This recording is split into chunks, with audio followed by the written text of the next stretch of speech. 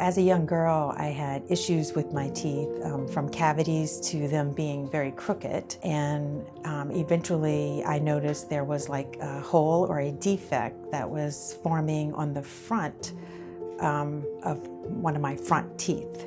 And eventually I ended up having to get a root canal on the tooth. And when you have a root canal, that means the nerve is dead. So eventually the tooth would turn darker. So because it was my front teeth, I wanted to make sure that I took the right steps to fix the problem. We went through a very thorough diagnostic process and found that with her unique anatomy, we could actually take the tooth out, we could place an implant immediately, and if conditions were appropriate, we could also consider putting an immediate tooth on that was not completely in function, but one that would restore the aesthetics of her situation so we didn't lose any unique anatomy.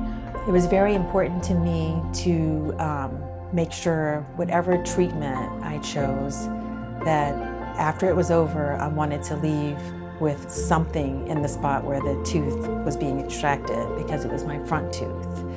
And that's exactly what happened. We had a couple of scenarios on day of surgery.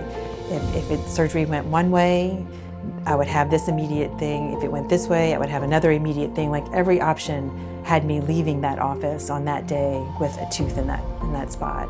Dr. Mandelaris sat with me for a long period of time, talked me through the entire procedure. I could tell that he had put a lot of thought and effort into my case and what was going to be best for the treatment for me.